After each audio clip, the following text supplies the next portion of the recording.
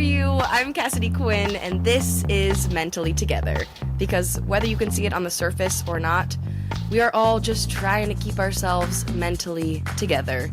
And no matter what your brain or my brain is experiencing, we're not alone.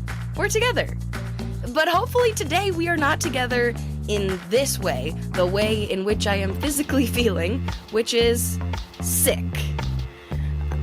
I kept waiting for myself to feel better so that I could record the intro to this episode, because if you don't know, I put the video versions on YouTube, which means I do sit here, make my bed, I put makeup on, usually, and I introduce the episode. But today, if you've noticed that I didn't put any makeup on my face, no, you didn't notice. I look flawless.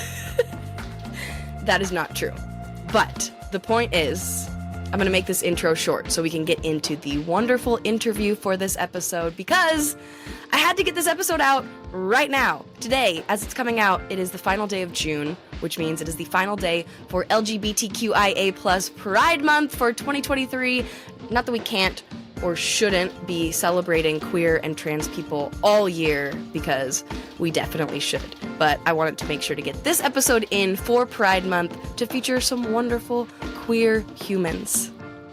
Today we are talking to Naimo and Maia Fattahi, the wonderful ladies who run the nonprofit organization Hard Quirk.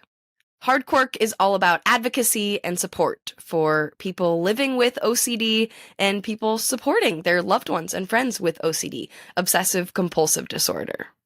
They do this through advocacy campaigns and blog posts and really fun and creative social media posts and facilitating support groups.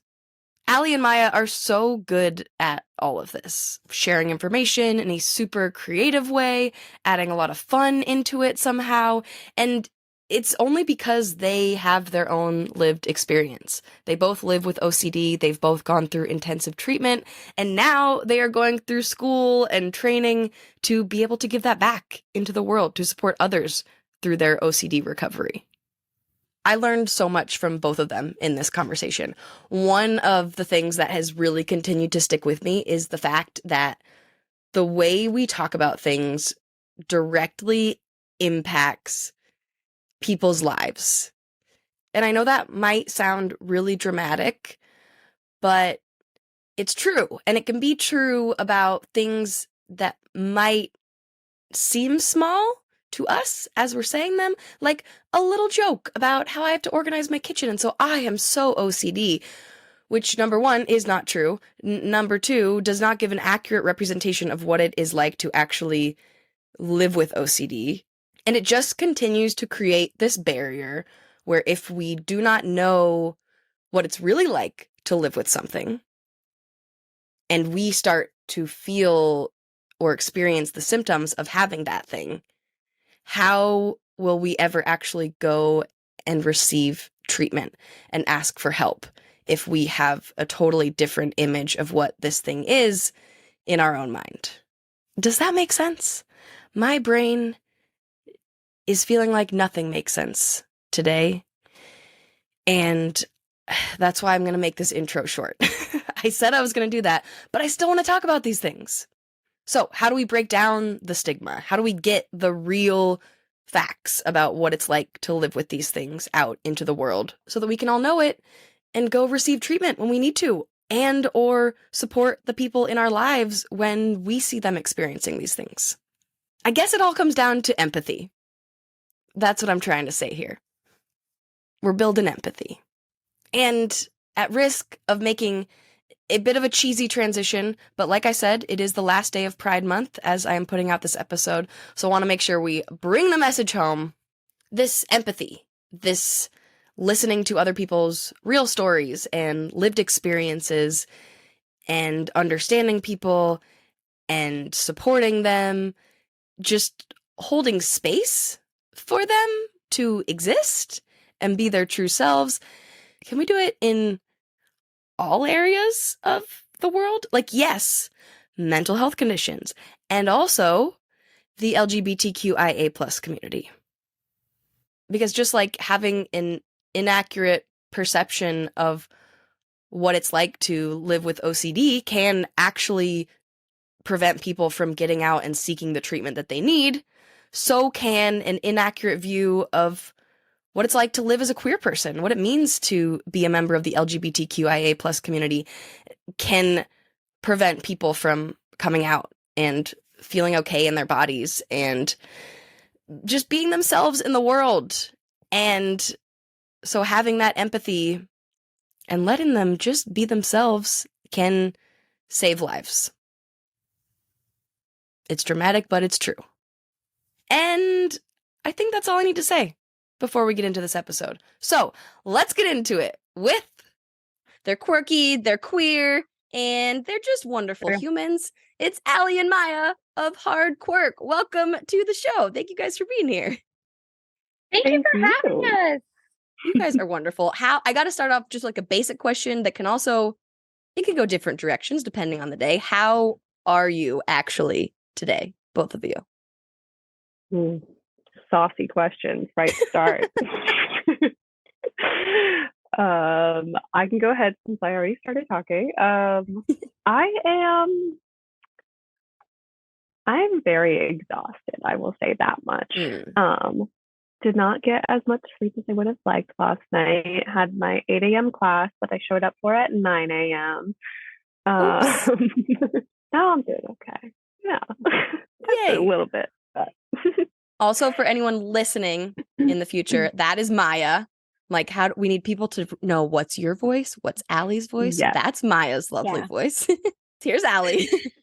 In terms of how I'm actually doing, I find that to be such a difficult question to answer, both because of the vulnerability that's like required, but also because I'm like, I don't think I know. And that says a lot about how much space I've made for myself to understand where I'm at and how I'm doing. So that's how I'll own it there. Yeah. That definitely resonates with me. I have those days where I'm like, oh, I haven't really checked in with myself and figured out how I'm doing. Should I take time to do that? No, I'll just like add some more things and keep myself busy. Yeah, it's fine. That would be too simple. Yeah, right. So I figure, thank you for answering that honestly and vulnerably. I appreciate it. But next, I feel like we should talk about what Hard Quirk actually means for anybody that's not familiar. Like the dance move. Okay, I'll go. So the most fun of this podcast, Cassidy, I think, is going to be figuring out who's going to answer first. Yeah. Like, who's going to jump in. Okay, so Hard Quirk, so we're an organization, right? So most of the people who are listening may not even be familiar with us, or for those of us who are struggling with obsessive compulsive disorder, both Maya and I have struggled with that in a life disrupting or what we call sort of clinically severe way. So the organization is really founded and designed to support people with OCD and related disorders.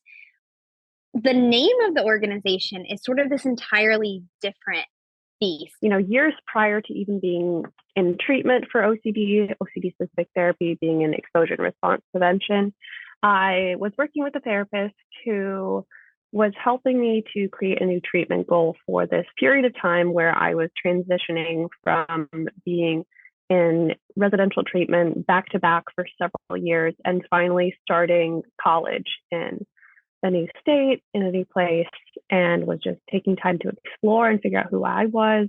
And so it felt really good to have that goal and be pursuing that. And so quirky became a very important word to me and something that I carried with me. And I even got it tattooed in my own handwriting on my arm. Oh my gosh. So it meant a lot to me, even years before Hard Quirk came to fruition.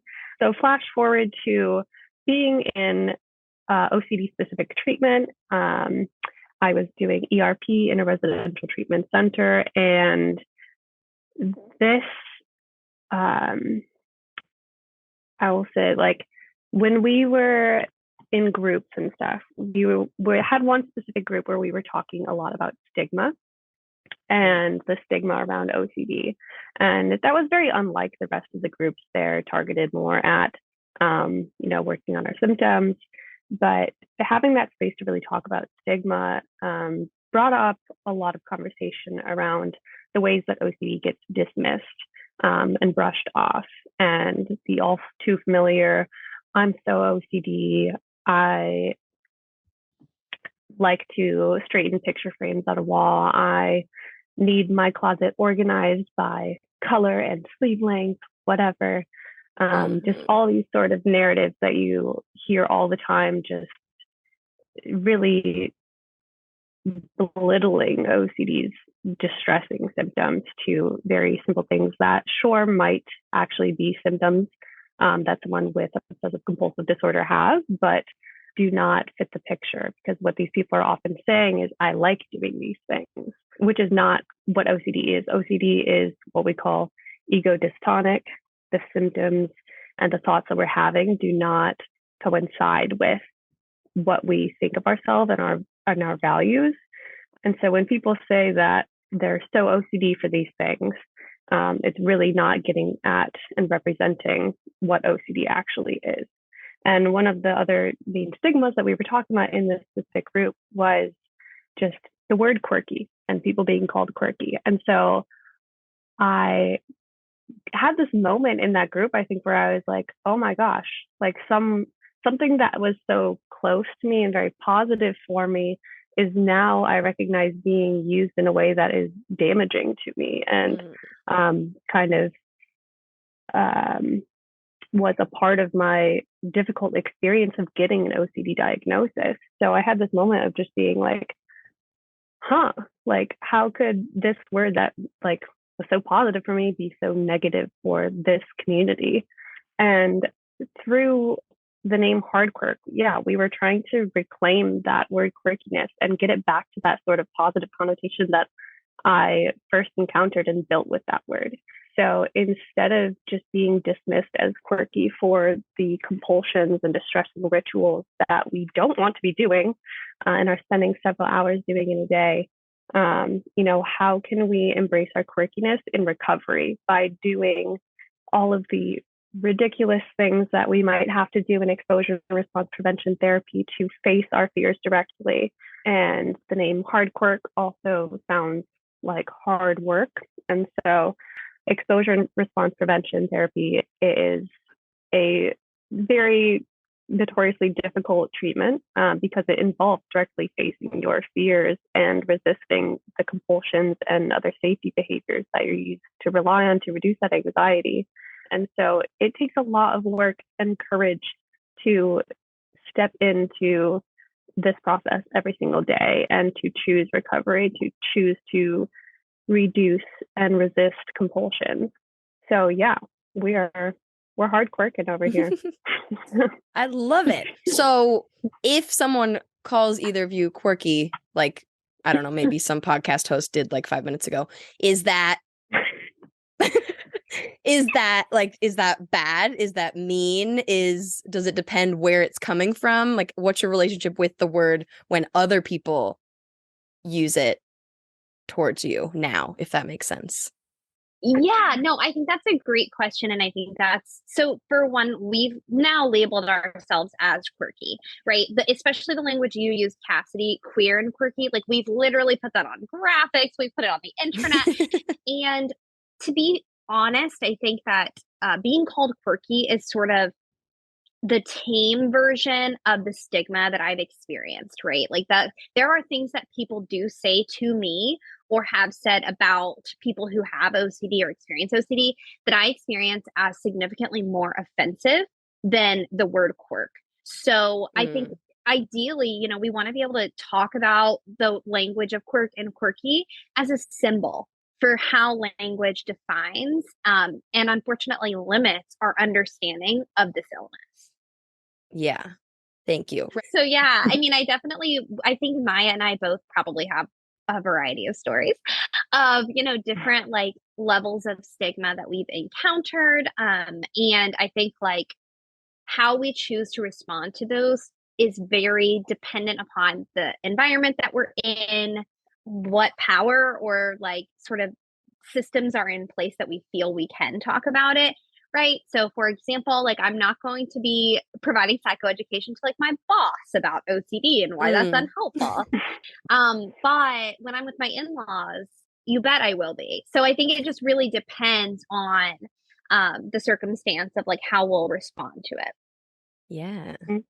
Yeah, you guys have both kind of referred to various things with the stigma around OCD, but definitely with people making jokes about it and saying, like, referring to themselves as OCD. And I hear it all the time with ADHD too, like, oh, I'm so ADD. You're like, but do you really have ADD? But that's definitely something that I used to do because I do like organizing things. And so I used to be like, oh, I'm so OCD. I like to organize my markers in rainbow order. But that does not mean that I have OCD. And if I did, that's probably not how my OCD would manifest also. So what is OCD for anybody listening that maybe still just thinks it's organizing things and little things like that? Yeah, I think that's a great question. And I think I already did this, but I'm going to do it one more time just for good measure. OCD stands for Obsessive Compulsive Disorder. So inherently, to have OCD, you have to meet certain clinical criteria that incorporate both obsessions and compulsions, right? We know that compulsive behavior can be involved with other disorders, and obsessive behavior or obsessions can also be involved with other disorders. They can be symptoms of a variety of different things that might come up, including but not limited to things like trauma or even situational stressors. So, the presence of both and the interaction between obsessions and compulsions, I think, is really important to note. Breaking it down to like the real basics here, we can, give an example of an obsession and a compulsion if that would be helpful. Sure. Okay. I'm going to skip over hand washing because I just think it's too commonly used. And I'd like to choose an example that is just as common, but not as commonly used. I think a good example would be there's a subtype or sort of a symptom cluster within OCD that we call scrupulosity. And scrupulosity can be both religious scrupulosity and also moral scrupulosity, sometimes shortened scrup. So we often say moral scrup, religious scrup. And what that means is, pending which version of it you have, there are sort of these standards or these guidelines, these rules for how you're supposed to behave and what type of person you're supposed to be. Tends to fall in the extremes of good or bad. With religious scrup, for example, there can be a lot of fear of offending God or dishonoring, like blasphemy, things like that. So I think a good example is someone with religious scrupulosity may feel that they need to pray repeatedly until their anxiety goes away, or they may feel they need to pray for every single person that they know of so that makes them a good person. So the obsession there would be, am I a bad person? Am I a good person? Am I religious? Am I doing the right thing? And the compulsion would be praying. Yeah, that makes sense. Because I didn't know really until I started following you guys and watching, like looking at the posts you guys put out and reading your blog posts and watching live streams that you do. I did not understand that there were different, are they called subtypes of OCD? Yeah. Is that what they're called? Yeah. Like themes of it, right? And so different people with OCD kind of, or do some people have like all of them? How does that work? And what are some of the, how many subtypes are there? I have a lot of questions. That's a great question. Yeah. I mean, there is no set number of subtypes, I will say, because the reality is OCD can latch on to anything, and it typically latches on to the things that you value the most. But subtypes that we see are, as I was saying, scrupulosity, of course, contamination, which is overrepresented in the media. There's also something called emotional contamination. The idea is that you can be sort of contaminated either as a person, your personality could change from being contaminated, or it's a lot about making associations between things. So, for example, a great example, I think, is that I associated the color green with substances and drugs, which is one of my primary obsessions. And so I felt that if I touched green, then I touched a book, that book then was contaminated, even though there's no physical trace or evidence to link the two. Wow. There's also sexual obsessions or sexual intrusive thoughts. Yep, there's a lot of the more like taboo obsessions that we hear underneath that subcategory. So like you'll hear about pedophilia OCD, POCD. There is sexual orientation OCD, which revolves around uncertainty around your sexual orientation and really fearing that, trying to seek certainty in that. There is harm OCD, and harm OCD can either relate to fears of harming someone else directly. It can be fears of being harmed by someone else, harming someone unintentionally, or harming someone intentionally. There's health anxiety. That's a huge one, I think. There is, I'm sure there, how could we forget magical thinking? Classic OCD. Yeah. So I got very excited, Cassidy, when you asked like which ones do you have, and like and because it's something that Maya and I have talked about at great length. Like I think often in our community we treat like our subtypes as like, what are you in for? Like it's like a defining thing. Like the first thing we would ask whenever people would come to the treatment facility that we were at would be like, okay, like what do you struggle with? Like, what are your intrusive thoughts? Like, what did it? Because I think we like really identify within them and, you know, find some different meaning. But the reality is that they don't matter. And when I say they don't matter, I don't mean that they're not important. I don't mean that they don't speak to specific emotional experiences that you might have, that some are not more stigmatized than others, because some are. What I mean is that the treatment and the approach is the exact same. And that regardless of the content of your thoughts, whether you're extremely fearful of being a pedophile or whether you feel fearful of getting the common cold, like your experience is equally valid, your experience is equally represented, and your experience can be treated in the same way. So I think that's a very important thing for people to understand out there when we're talking about subtypes. But I was laughing because I am one of those people who have mostly all of the subtypes and have struggled with. It's hard for me to think of a single subtype that I haven't at least briefly or minimally struggled with. But even my sort of baseline is taken up by, I would say, solid 3 to 5 of the subtypes that we just talked about, like on a day to day.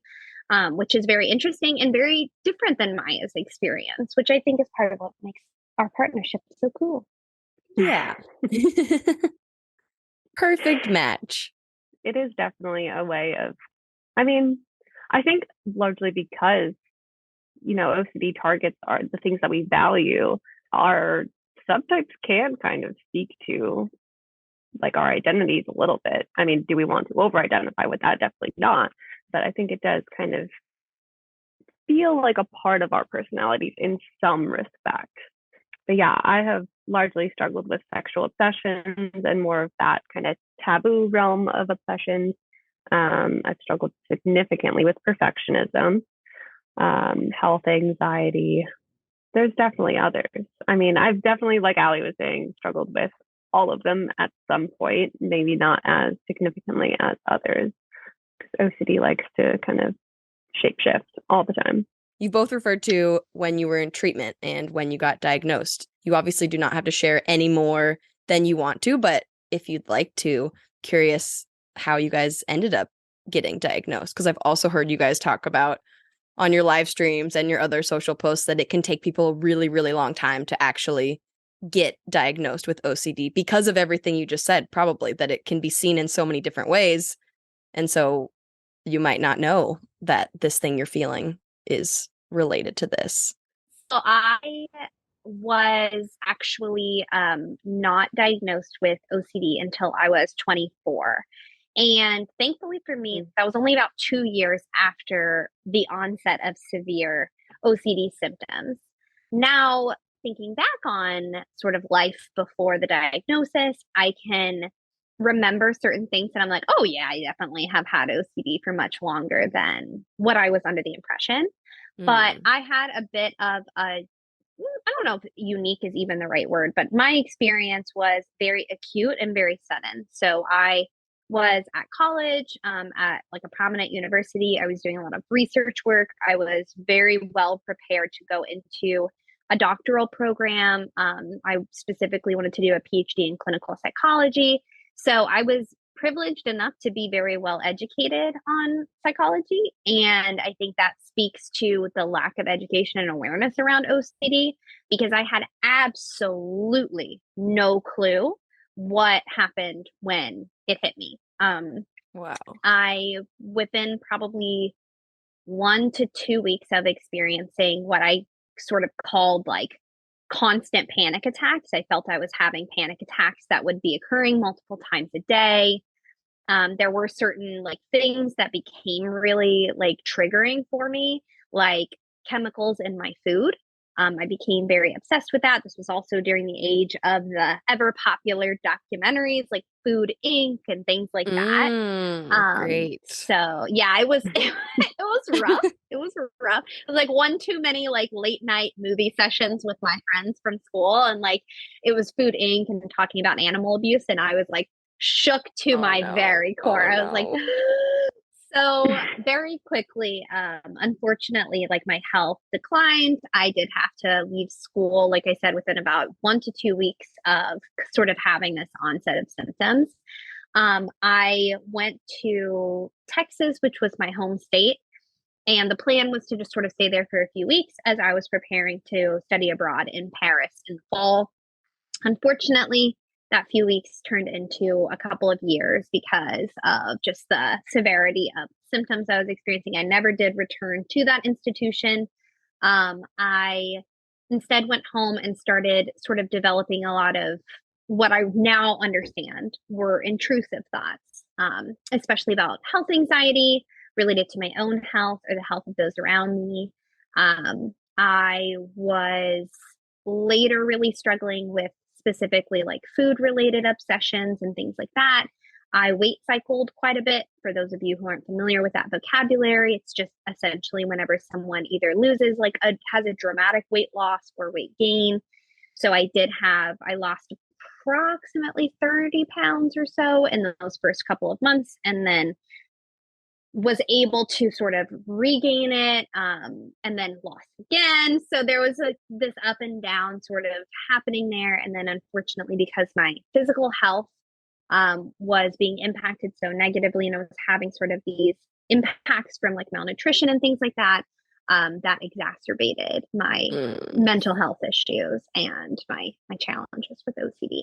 And obviously there's a whole lot more to that story, but it's really hard to capture in such a small amount of time in such a small place. But I think what I'd like to say to that question ultimately is that I was absolutely convinced that I was experiencing psychosis, that I was becoming delusional, that I was experiencing possibly or going to experience some hallucinations, that my thoughts did not make sense, that they were so irrational, that I couldn't talk about them, and that I was not sort of this bright, intelligent young woman that I had previously identified as, because who would ever believe something so weird and stupid and irrational? Oh my gosh. So I was really struggling with that tug of war of like, these thoughts they're not real. Like, why can't I just stop thinking them? Like, what's wrong with you? Like all of this. And then still feeling like, okay, but I'm thinking about it literally several hundred times a day, and it's driving every decision I'm making, and, kind of drowning here. So even though I know they're irrational, I still feel so compelled to do these behaviors that are not helping me. And I'm not really willing to talk about these thoughts because of the shame and the stigma. So, what's to help me get out of that, or get a diagnosis of OCD, or get the treatment, when I have no idea that that's even what I'm going through? Yeah. Oh my gosh.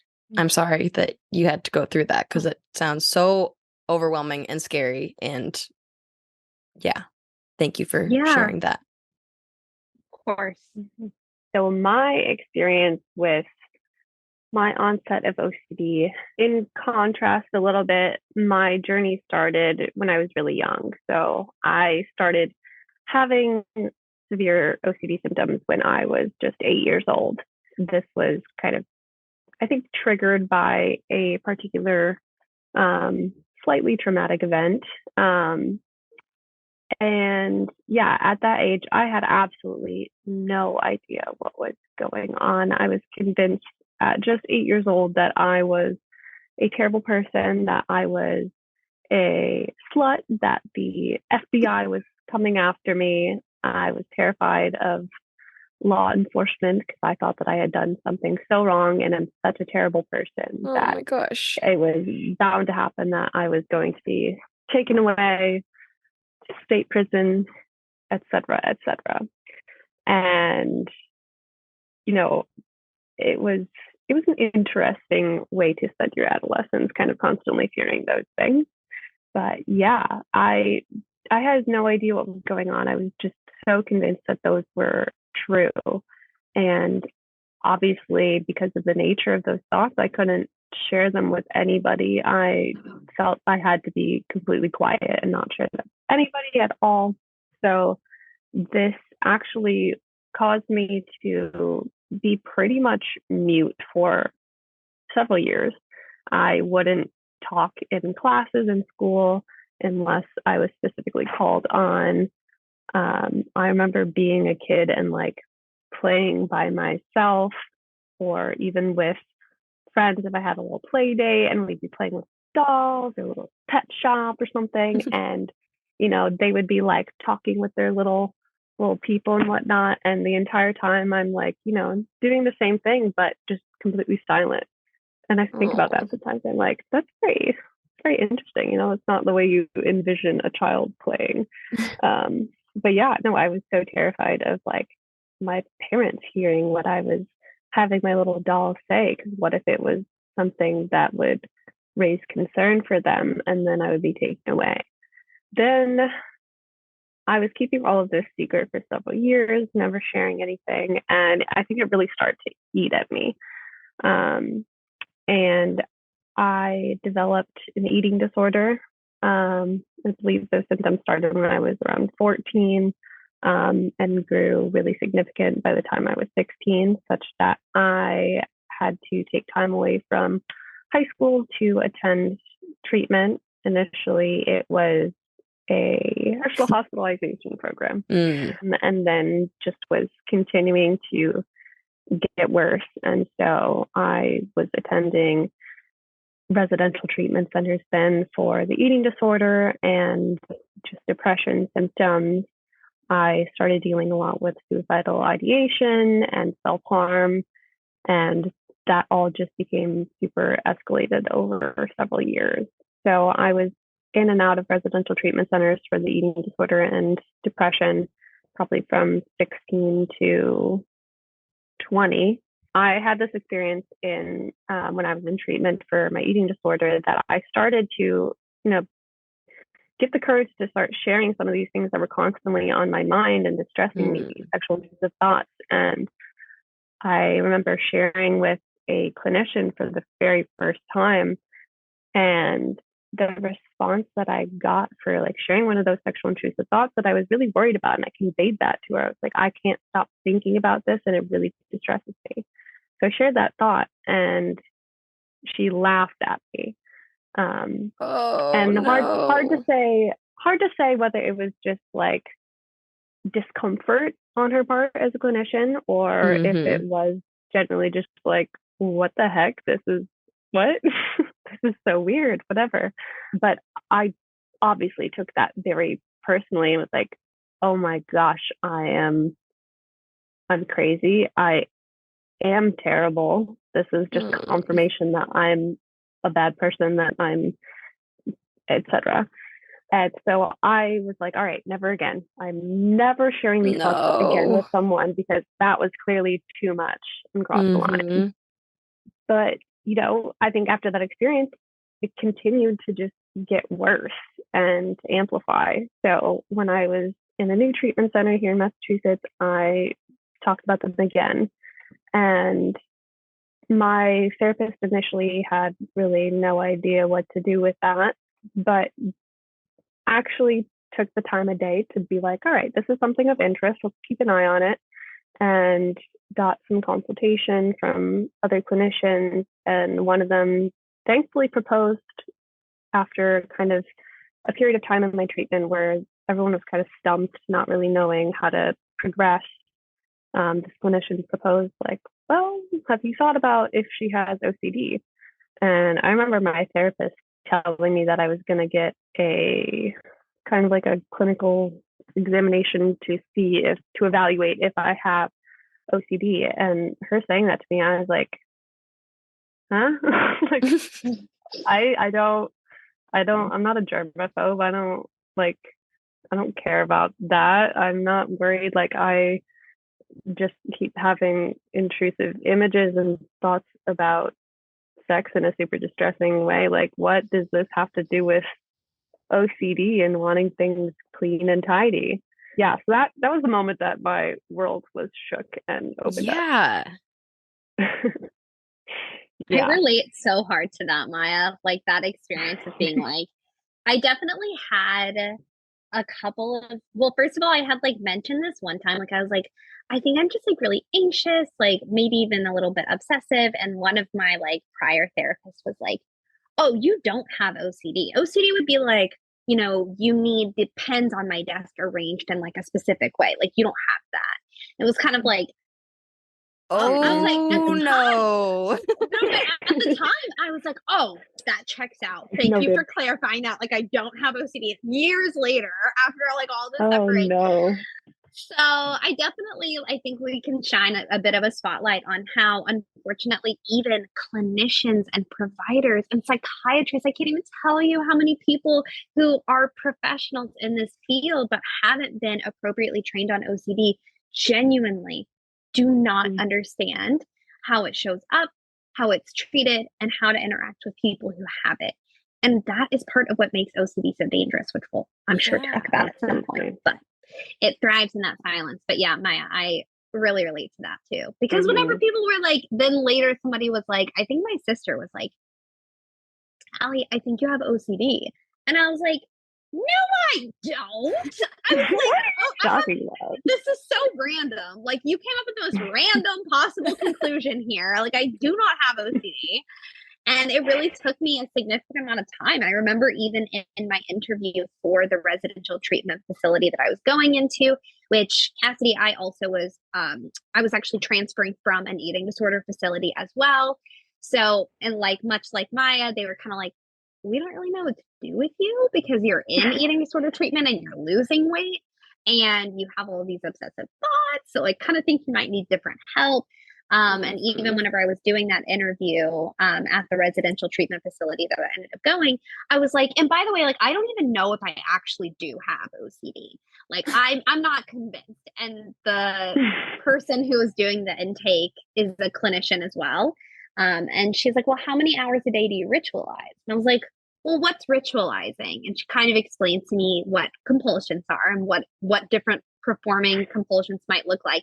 And I was like, okay, so like 12 plus. I was like, so all day, every day for the last like 2 years.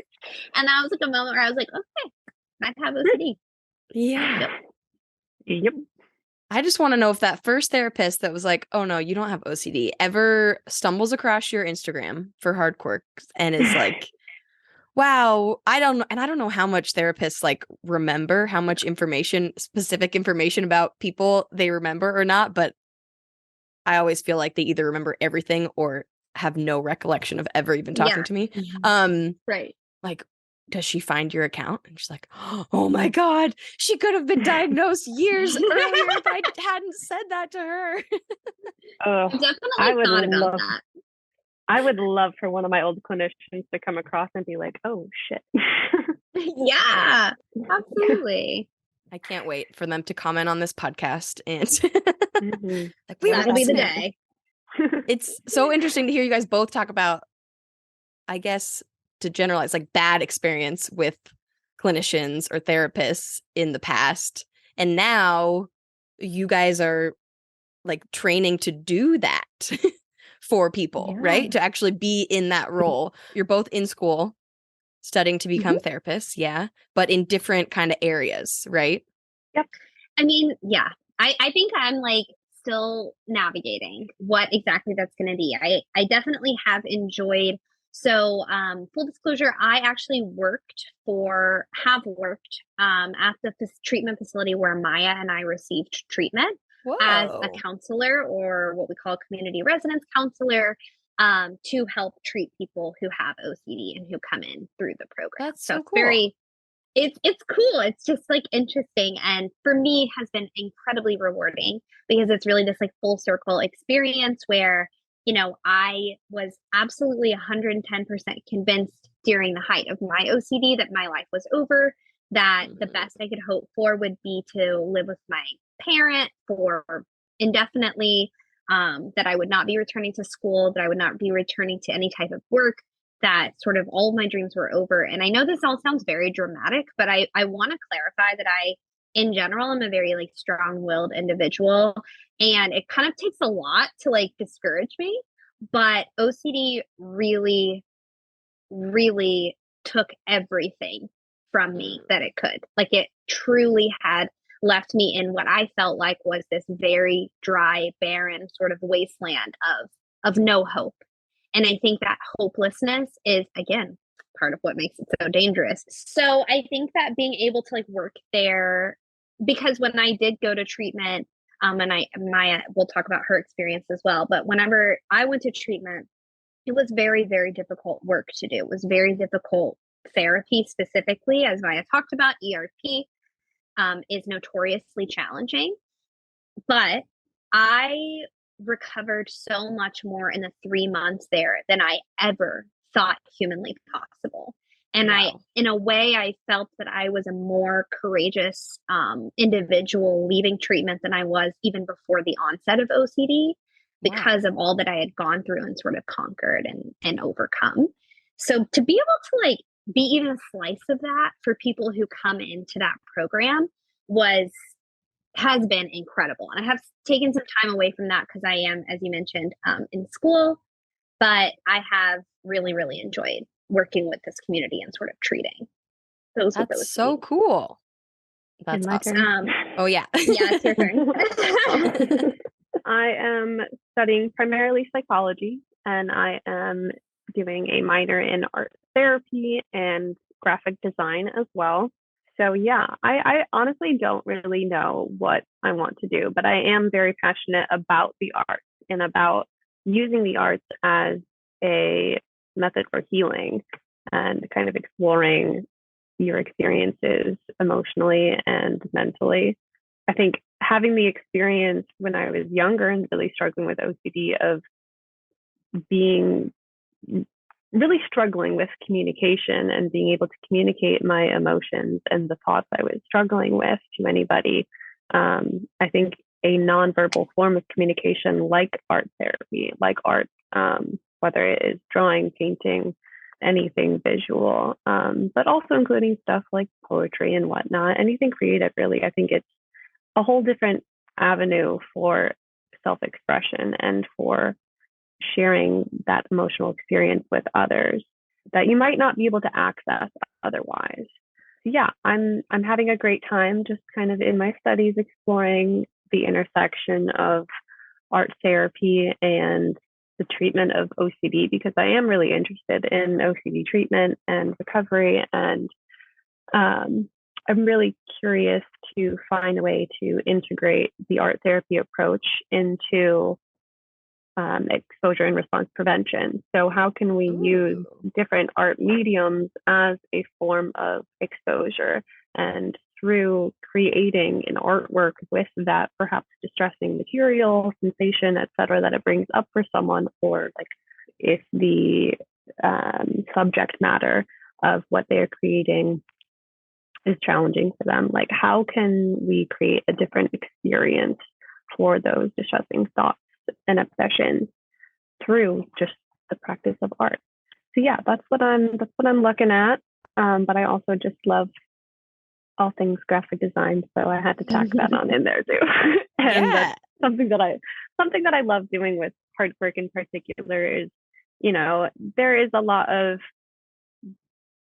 I'll say like dry information out there when you're on like a website for the average nonprofit or like government agency. I don't know. It can be very just dull and dry and, very clinical feeling. So really wanted to explore with kind of the way that we approach our design and branding. Like, how can we make this information super approachable and like fun to explore? Like, I want people to like come onto our page and our website and be like, oh, this is really fascinating. Like, I want to look more. I want to learn more and see what all of this is about.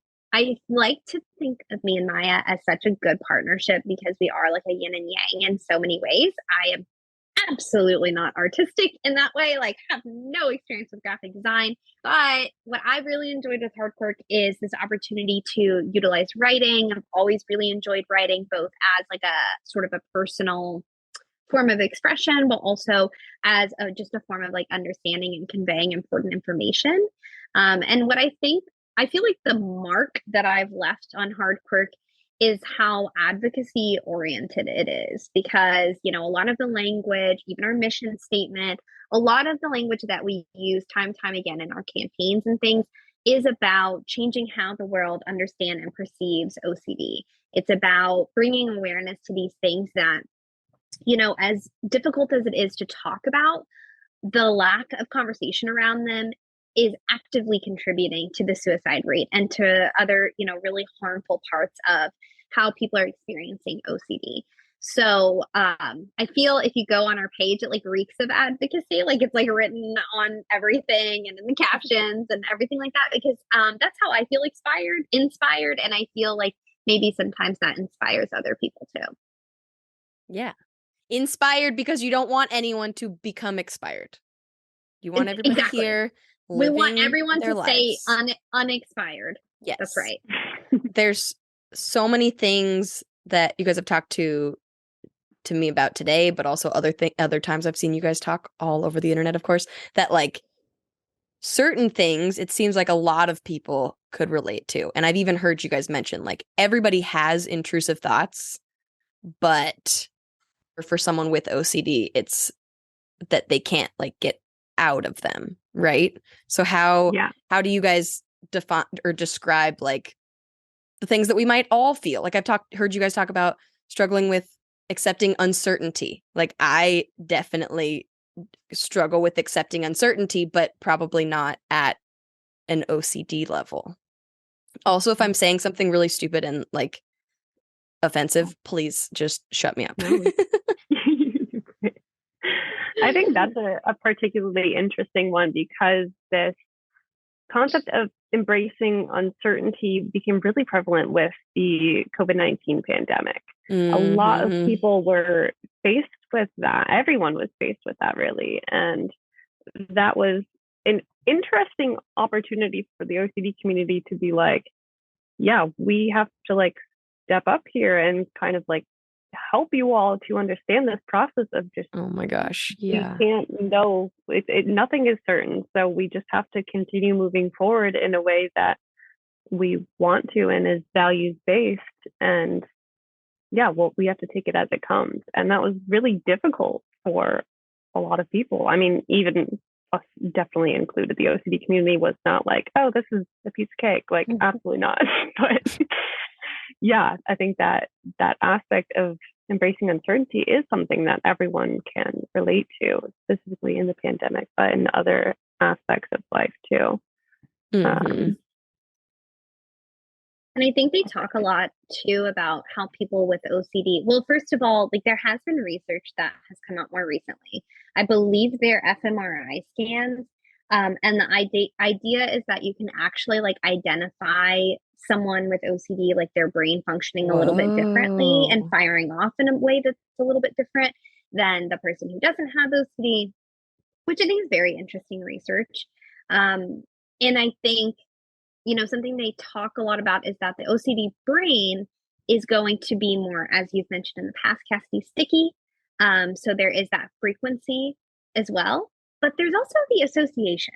So it's like in psychology, they call it salience, or like how important a thought is to you. So the more salient a thought is, like, for example, the color of my walls may not be as salient of a thought as like the idea of my cat dying, right? One of those ideas brings up a ton of emotion. I do love the colors of the color of your walls, by the way. I swear you like just pulled a thought out of my mind because I was over here like, I really like the color of your walls. Thank you. Stop reading my mind. Yeah, I'll try. And I think understanding that like people with OCD tend to have a lot of extra layers of associations with them. Also with obsessions, the more like salient they are, or the more emotion you attach to them, the more likely they're like, this is like well researched, but the more likely they are to surface repeatedly in your brain.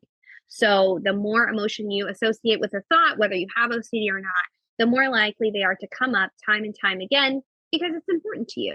And because your brain is sort of coding that information as this is really important, I need to continue revisiting this. As you can imagine with obsessions and with people who have OCD, that is unfortunately sort of a glitchy system that puts people with OCD in a loop, because the more it comes up, the more fearful they can become around the content, or the more distressed they can become around the content, which then subsequently makes it come up more and become more and more salient, which then makes it occur more and more. So I think that's also a bit of a different feature, is like everyone has those thoughts, everyone has intrusive thoughts, but people with OCD tend to associate a lot of meaning to those thoughts. Yeah, I think a good example of that phenomenon is like, the average person might have a thought while driving, like, oh, what if I were to just veer off the road right now? And that thought for them can just be like, oh, that was weird. Okay, whatever, keep driving.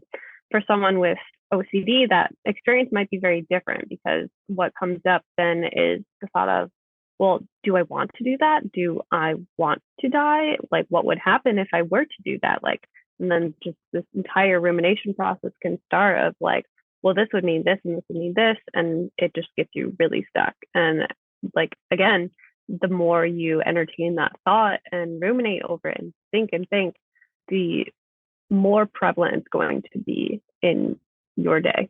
The more that thought is going to pop up, the more you're going to just reiterate that distress, and the fact that you need to be afraid of that thought.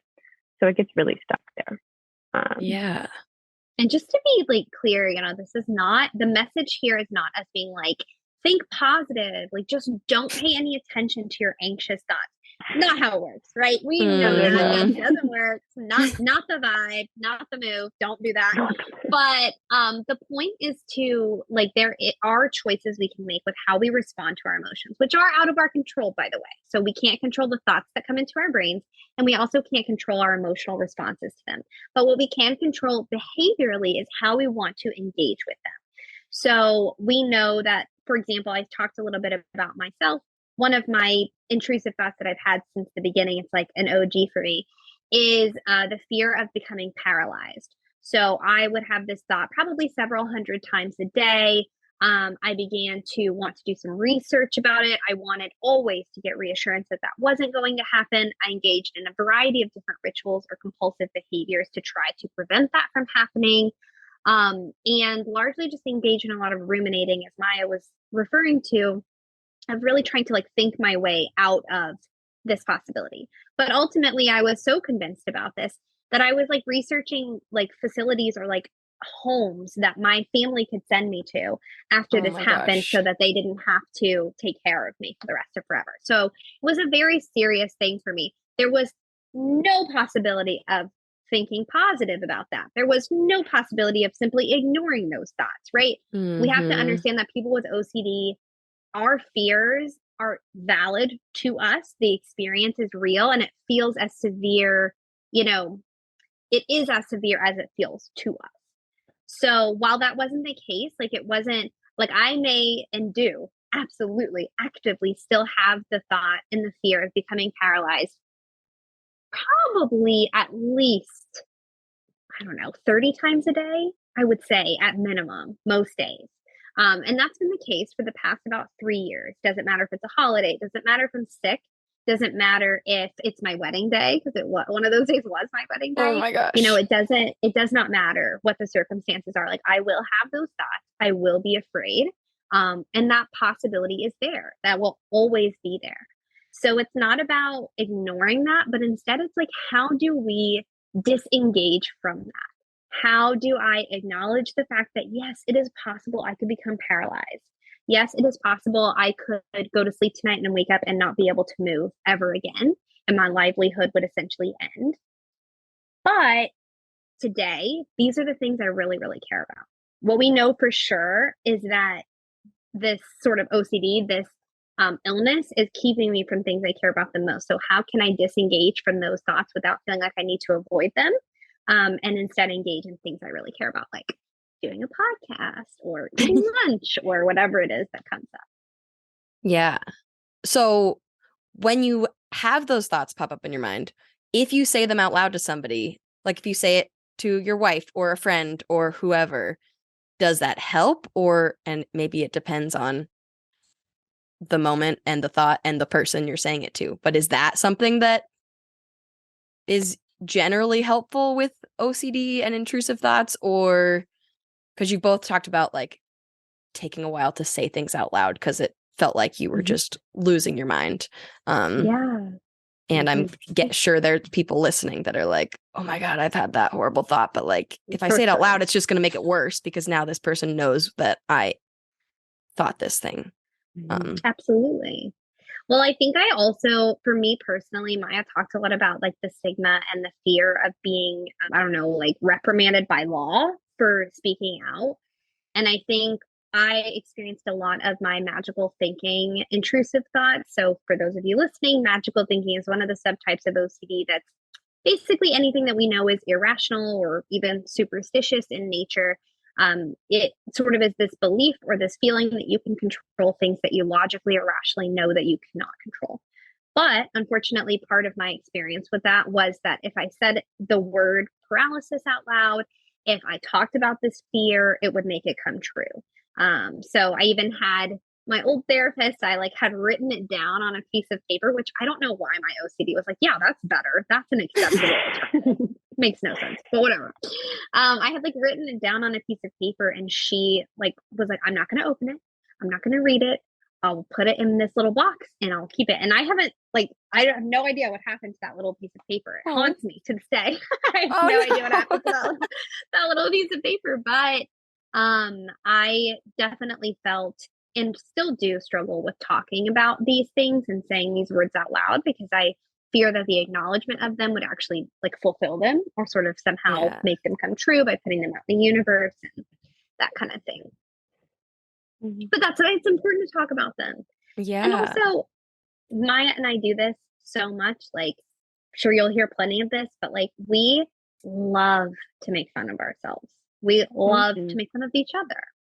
So, you know, anytime that I have an opportunity to like get out of the shower and talk to my wife and be like, I'm stressed. And she's like, okay, what's going on this time? I'm like, well, you know, all of these unrelated factors happen. And, you know, because I did this, now I'm convinced I'm going to be paralyzed, you know? And she's like, yep, absolutely possible. Anyway, like what show do you want to watch tonight? Like what's going on, you know? So, and I'm like, it's still to this day, like sometimes I'm like, what do you mean you don't become fearful about getting drugged or paralyzed approximately hundreds of times a day? Like, I don't understand. I'm like, how are you not worried about that? Which is really interesting. Yeah. I have like mixed thoughts. Like, on the one hand, like, I think it can be really difficult for the reasons that Allie was talking about, how, you know, some people fear that saying them out loud or even writing them down will make them more likely to come true. And some people also might be sharing their thoughts in a compulsive manner in what we would call this ritual of confessing and ridding yourself of the thought, telling someone else to reduce your own anxiety.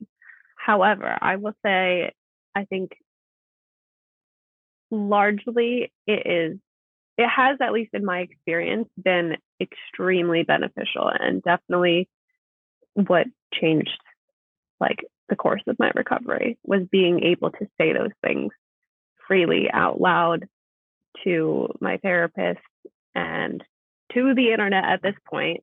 Just putting all of these whack thoughts out there, because in doing that, we reduce the power that they have over us. If we keep them secret and we don't say them out loud, that is kind of what Ali was talking about earlier, about just reiterating to your brain and sending that message that we can't say these things, they're bad. It gives them so much more power. But when we say them, that decreases. And I think it can be super fearful, as I experienced for much of my life, to say those things that, you know, how are people going to react? What is going to happen as a result of me saying this? But in the end, I think it just does so much damage to us when we hold these things in and just spin ourselves in circles of distress, just thinking about it over and over and not letting it out, not giving it an outlet. Yeah. That makes a lot of sense.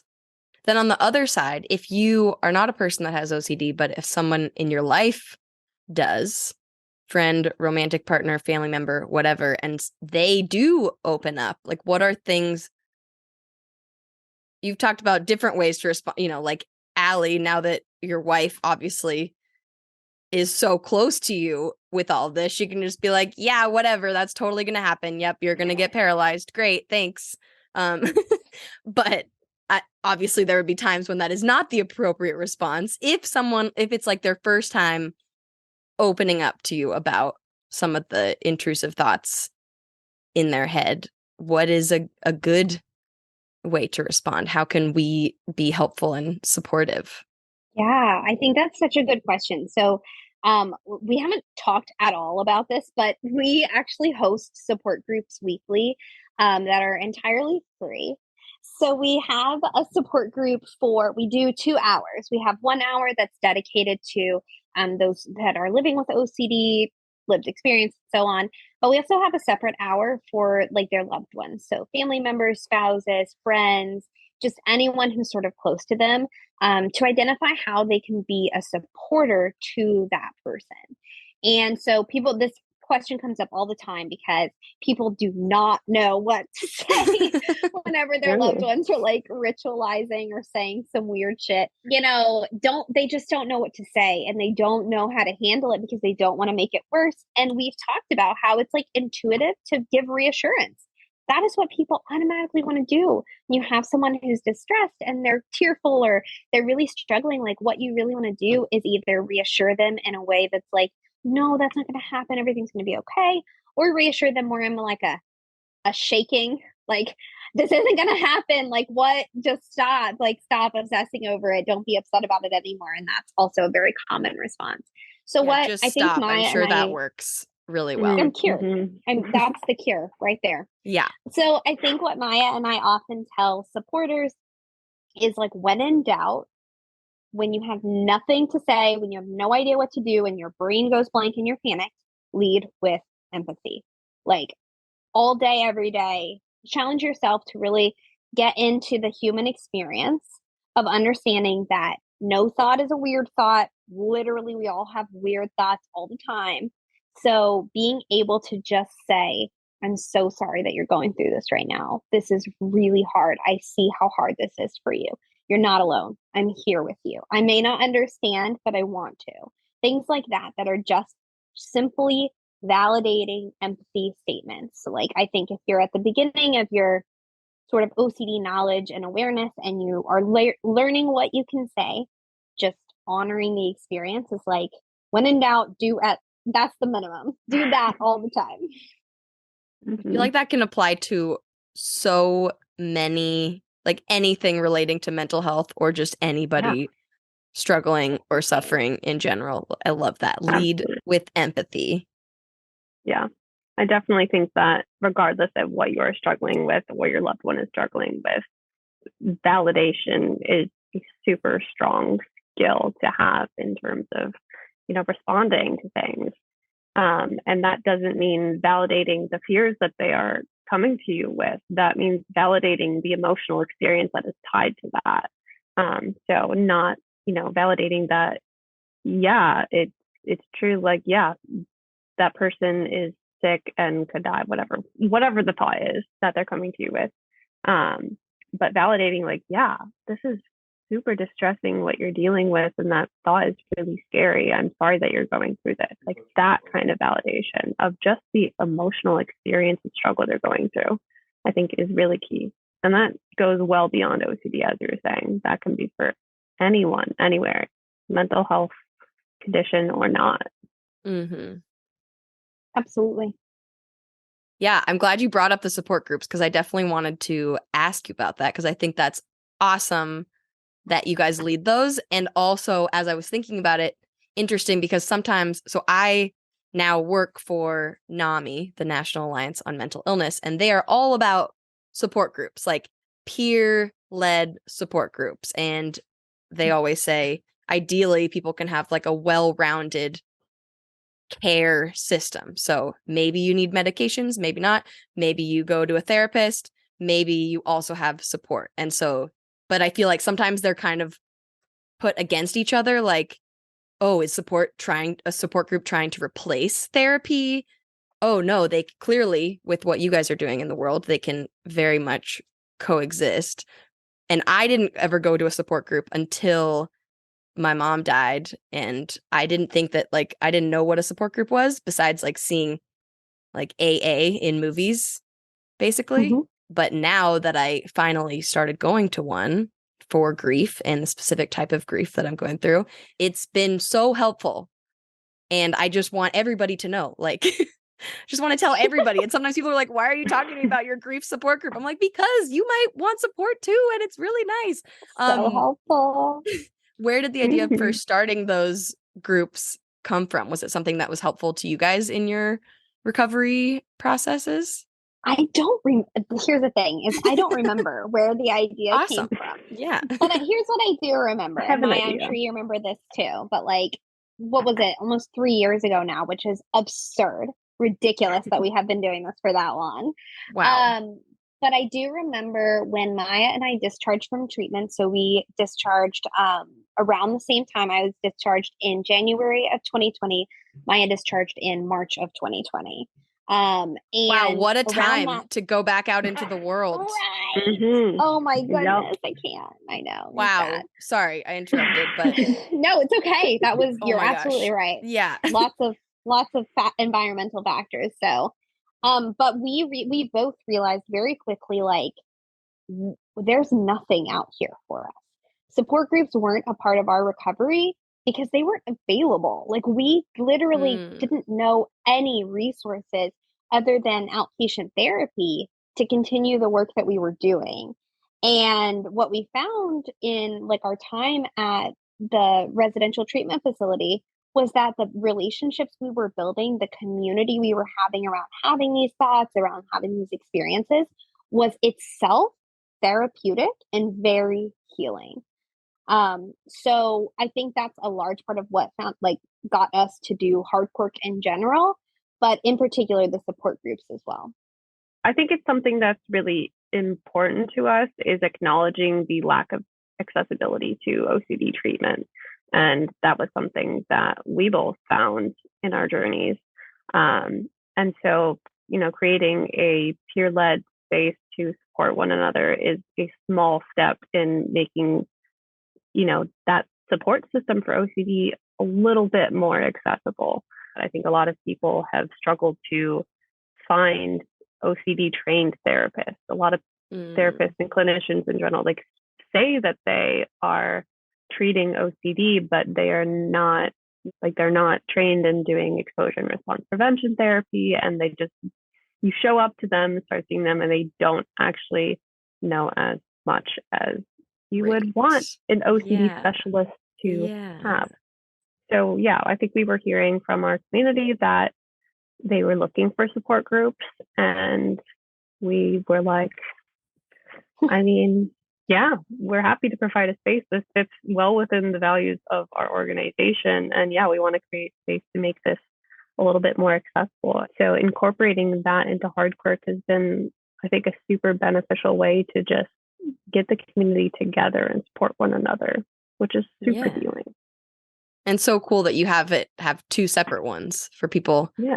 living with OCD and supporting someone with OCD. The support group has both, like, yes, with those who struggle with OCD themselves.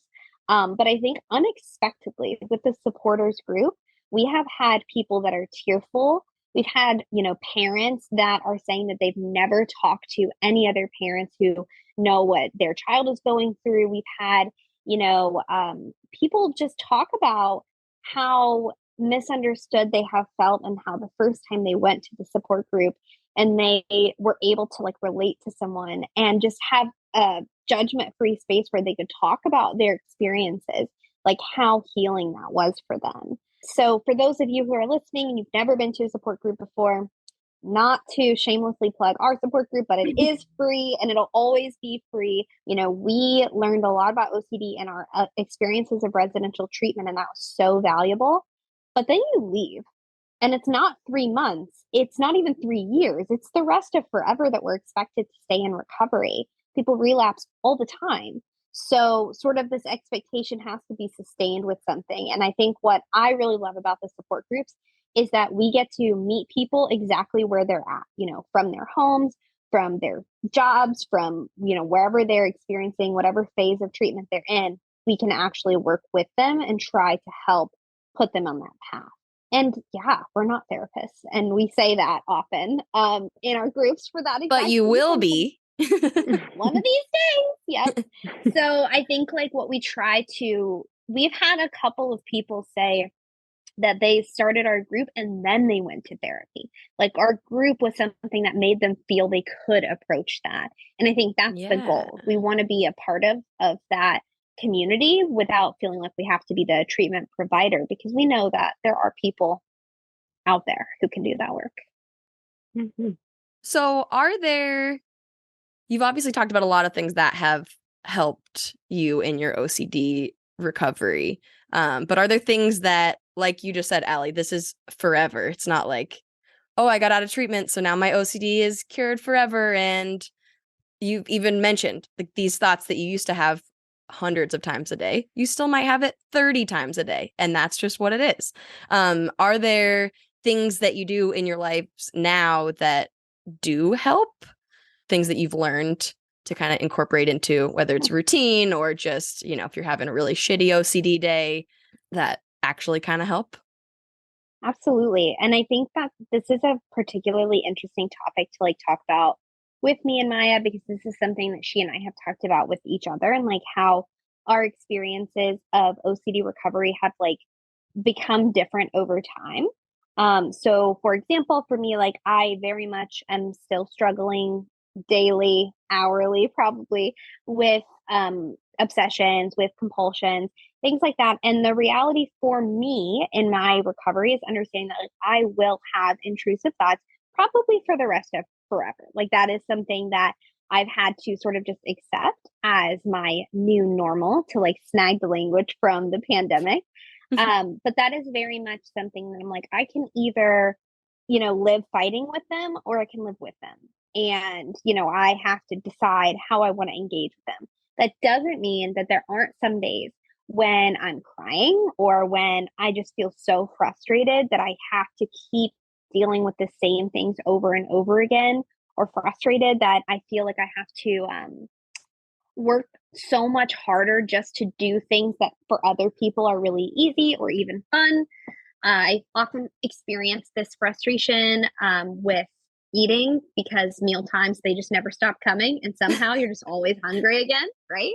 Mm-hmm. And because it is so challenging and difficult for me, both because of OCD, but also background eating disorder, I can become really frustrated about that sometimes, because other people, it seems like they just come to the table and they're excited and they're happy. And for me, it's not always that way. Mm-hmm. So yes, to answer your question, there are things that really help. And the basics are that I stayed in ERP. So I'm still doing ERP. I have a therapist that I visit with, usually weekly. At times I visited with him multiple times a week whenever I really needed extra support. I think I'm about to get corny. Bear with me. I think Ready. my connection to values has been easily the most sort of life-saving element of my treatment. So what I think is really cool about ERP, or exposure and response prevention therapy, is that it does make a lot of space for values driven sort of choices and desires as part of your treatment and your recovery. So like the most ideal ERP is, yes, something where you're facing your fears and you're tolerating the distress and you're sort of resisting using safety behaviors or compulsions, but it's also something that gets you closer to the things you care about the most. And so on those days and they happen, or in those moments, I really try to reconnect with things that I love, things that make me light up, things that make me feel excited about going into the next day, things that remind me that, like, in order to be the best version of myself, I have to be well nourished, things like that. So for me, those things are like my cats, of course, my wife, Taylor Swift, or like listening to the next album that came out, which it's a good season for me, everybody. Very good season. And, silly television shows, like, it can be so small. I love this, like, sort of healthy ritual that I have of, wrapping up in a blanket and just like listening to, I make Alexa play classical piano music. And I just have the best, like, it's so relaxing. It's these really small things that are these moments of mindfulness that like really help me reconnect to the things I care about. And even in those really hard moments, like that's the thing that gets me through, really. That's wonderful. Corny, I like I picturing say. you just curled up listening to, what did you say? Classical piano music? Yeah. Picturing like the Yep. rain and the cat. Yes. It's amazing. Yep, that is Allie's vibe for sure. Yeah. What about you, Maia? I relate to a lot of that. I think for me, really important things that have helped me in my recovery are, one, community and friendships and just connection with people, whether it's just sending a silly message to Allie and telling her my intrusive thoughts, how whack they were that day, or just, spending time with friends and really being mindful in that experience is super helpful, because I definitely value my friendships, the people in my life, my family. So when I'm able to really connect with them and be present in that, I find that to be very helpful. Also, in connection to what Allie was talking about with values, I think that has been the second, or just equally as important piece of things. And for me, it kind of hones back to the beginning of this journey of embracing my quirkiness and, continuing to do that now with this new knowledge of OCD and that stigma, but like those same elements of just exploring all facets of myself and doing things that I like and just being adventurous, going out and trying new restaurants, trying new things, having new experiences, because, for people living with OCD, that can be really challenging. So making sure that I'm continuously doing that sort of thing in a values-based way. I absolutely adore just fashion and clothing. So going thrifting is super fun. Music, I feel like I'm often like in this space when I'm like trying to like feel better, where I'm like curating an aesthetic in my mind, where I'm like, okay, so I need to put on this specific record. I need to be in this specific spot in my living room at this time of day with the lighting like this. And I'll just like, and it just feels so good to be like, just bringing that moment to fruition, and then like having that with me as a memory, then to go back to it, like that was a peaceful moment. So things like that I really like doing. That Looking like a is true artist. Wonderful. Yeah, right. And I think too, like, part of at least what's helped me a lot in my continued recovery is this sort of idea that like I've already done so many things that my OCD was trying to convince me that I could not do. And I think, to be authentic, to be real, there were moments with my OCD, like I thought I was going to die. And that wasn't, yes, I had the intrusive thought that I could die, but I also genuinely was experiencing a lot of health issues. I was involved in a really severe car accident related to my OCD and ritualizing. And I was involved in sort of like this ongoing issue with like the nutrition piece, and, had a dietitian at one point actually sort of imply to me that because of my body type and the continued weight loss, that I was on a track and I was going to die as well. And so I'm making it sound a lot more brash than she did. She did that appropriately and like helpfully. Okay, but good. I think understanding that, right. I think understanding that for me, like, I didn't, not only did I not think I would ever be on a podcast someday or doing a support group to help other people get through their moments of challenge, I didn't think I was going to do anything. I didn't think I was going anywhere at all. And so I think, like, in those moments now, like, reminding myself, sort of hyping myself up in a way and saying, like, yeah, I didn't just go back to school. Like, I graduated and then started graduate school. I didn't just fall in love again. I got married. I didn't, just get my own place. I moved across the country and now, live in this amazing city with this fantastic community around me. Like, I've already done so many things that OCD taught me I couldn't do. So I'm going to keep doing that because I've taught myself now that I can, that these are lies that OCD is trying to tell me. And I think that's really like motivating for me personally. Yeah. Definitely. Yeah. Yeah. You guys are both amazing. Yeah, that's a great point, that through doing Hard Quirk and just constantly facing social anxiety exposures, being on this podcast, but also doing support groups regularly, doing live events on social media, stuff like that. Like, that is constant exposure response prevention for me. And also has been like the most rewarding thing, because we've built this amazing community that then just continues to support me. And I found that to be just so valuable in this whole process of recovery. But yeah, Allie, I totally relate to, like, I honestly didn't envision my life past like 20. So to be here, like, doing these things, like, sometimes I have to like take a step back and realize I'm like, wow, I'm like doing a lot. And I never really knew what this time of my life would look like, if it would be here, if anything. So yeah, being able to like acknowledge those moments of growth and just see the progress is super cool and motivating for sure to move forward. Absolutely. I think I get very excited about that as well. And, we've talked about this a little bit. Like, we are, I think, often, sometimes I think like people forget even that we have OCD. We present very well. I think we both struggle with perfectionism, so that doesn't help anyone. But often it feels like people around us, maybe our families, friends, supporters, have these really steep expectations of us. And then we have these really steep expectations of ourselves. And we often have these conversations where I'm like, dude, like, we're doing so much right now. We're working, we're going to school. We have this nonprofit, we're doing all of this all the time. So, like, people, ourselves included, have to temper our expectations and remember where we came from.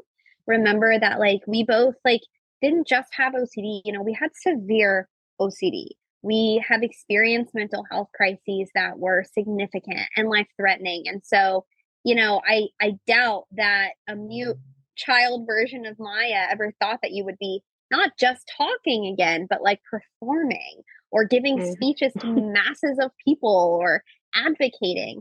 And so I think, like, it's really important for us to remember that as well. Like, this is sort of beyond, and also Hard Quirk has already grown, I think, beyond both what either of us anticipated. So there's a lot of gratitude there for that. Yeah. I'm like, I don't have anything good to say back to that. It just makes me smile, and you guys are wonderful, and I love how you support each other too. It's really wonderful and sweet.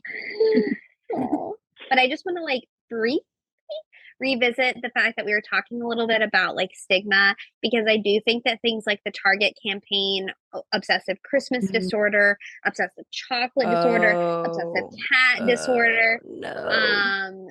all of these things. There was even a segment on NPR, which we like made a video of and posted, where they were like making fun of people with OCD washing their hands forever. The segment has an overlay of like one of our prior volunteers and just like a good friend of ours. She struggled with contamination OCD so severely that she had bleach burns on her hands. She had a cough Man. from bleach inhalation. There was like really serious things that's kind of like, this is not a joking matter. So I just wanted to throw that in there. Unfortunately, Yeah. those things are, Khloe Kardashian's campaign of Mm. CloCD. Unfortunately, these things are actively contributing to the misinformation and misunderstanding of OCD. So as much as we can like push that message, we will. Well, follow up to that, are there any examples of like movies or articles, books, whatever, representations in media that are the opposite, that are not harmful, that you think are like doing a good job representing OCD and destigmatizing, besides Hard Quirk, obviously? Obviously. Let's see. In terms of like TV shows and movies, it's hard to find a good example. I mean, I think there are some that have like elements of them that are helpful for representing OCD, but also either over exaggerate it or use it in a way that taints it as like the comedic component, which just Mm, is not helpful at all for mm-mm. reducing stigma, just adds onto it. Um, I'm trying to think of some good examples. Well, there's Pure. There's Pure, yes. Praise to Rose Cartwright for writing the book Pure and working on turning it into a television series that I believe is on HBO. Ooh. So that talks a lot about her experience dealing with sexual intrusive thoughts and more of the pure O, or the side of OCD that, or the presentation of OCD that is more so around mental compulsions as opposed to like overt compulsions that people can observe. These types of rituals are like ruminating, mental reviewing situations, mental checking, stuff like that. So that does a really great job, I think, of visually portraying what OCD can look like in that sort of subtype, but also does a great job of showing like the distressing aspect. I think some of these representations in the media of OCD miss that, which is a critical point. It is a disorder that takes up people's lives, attacks their values, and can really affect people's functioning. And for that to not be included in these representations is really missing the most significant point of it. Mm-hmm.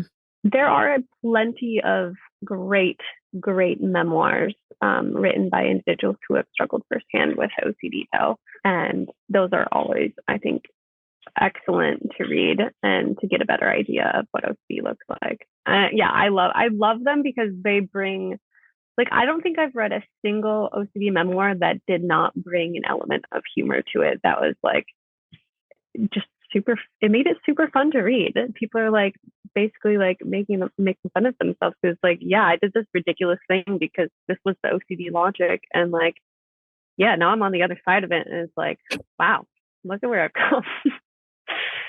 But yeah, I've loved those for sure, and I think those are always a great representation. We've had some advocates in our field recently be involved in a commercial project. So Biohaven produced a commercial, I think the first ever one, about OCD, like specifically just to raise awareness about it. So I think that'll be great media. It's still sort of being presented as we speak. Like they only have one version out right now, but I think that'll be great I have to look it up. representation. Yeah, there's a short film called Don't Think of a Pink Elephant. And unfortunately, I'm totally blanking on the creator's name, but she's incredible. And it sort of is this like really interesting animated story about this young girl who's experiencing what we would call harm obsessions or harm OCD. And it does a fantastic job portraying intrusive thoughts as they come up, of portraying, I think, the shame or the stigma around specifically harm-related thoughts, and then of portraying her distress. And she kind of does a little ERP at the end on accident. That's not identified as an ERP, but it's really, really cool. I've watched it like a million times because I love it. So I think that's a really good option. I've never watched this movie called The Aviator with Leonardo DiCaprio, but I've heard from other people that they actually did feel it was a realistic portrayal of someone with OCD. I believe he struggles so much that he, was housebound for a significant portion of time. He, was hoarding his own like urine and things like that. And so it is this really sort of brutal, but accurate portrayal of how OCD can be. Interesting. I forgot about that movie. I don't remember if I've even seen it or not. Yeah. But yeah, interesting. Okay. And then, of course, where can everybody find you guys on the internet? Well, you can go to our website. Yep. Our website is www.hardquirk.com. Very straightforward. And then you can find us on Instagram at Hard Quirk. And yeah, that's where we're at. Come find us. Yeah. Come find us. And then is there anything else that you didn't get to say already that you want people to know about you guys or OCD or mental health in general or just anything? I, always do want to say this because I think a lot of people who have OCD and either don't know it yet or haven't gotten treatment for it yet could be listening. And if you are listening, I just want you to know that if you've made it to this point, if you've gotten through the OCD, all the barriers so far, you're already more resilient than the average person and you have it in you to get everything you need. You can get better, just like me and Maya did, and we can help you with it. Mic drop. Yes. That is beautiful and amazing. And thank you for saying that, because I'm sure just like everything else you guys put out into the world, it does really, really help people. And we hope I know so. we keep saying like, oh, not to be dramatic, but like really, but you've probably saved people's lives. So thank you for all the things, including your own. So thank you for doing it. It's beautiful. But yeah, thank you guys so much for talking to me about all this. Thank you so much for having us on here and giving us the chance to talk about all these things. And thank you, wonderful human, for listening to this episode of Mentally Together. I'm Cassidy Quinn, and I will see you next time in a couple of weeks, right back here on the pod. And in the meantime, go do something nice for yourself today. Go watch The Aviator, read a memoir from someone with lived experience with OCD, go listen to Taylor Swift, or join a support group. Whatever will make your day just a little bit better. If you do want to join one of Hard Quirk's support groups, they happen every Thursday. The supporters group, for people supporting someone in their life who lives with OCD, is from 7 to 8 p.m. And then from 8 to 9 p.m., that is for those with lived experience with OCD. And you can find all the information, the links to join, and so much more wonderful, informative, great information, all at hardquirk.com. Because remember, we are all just trying to keep ourselves mentally together.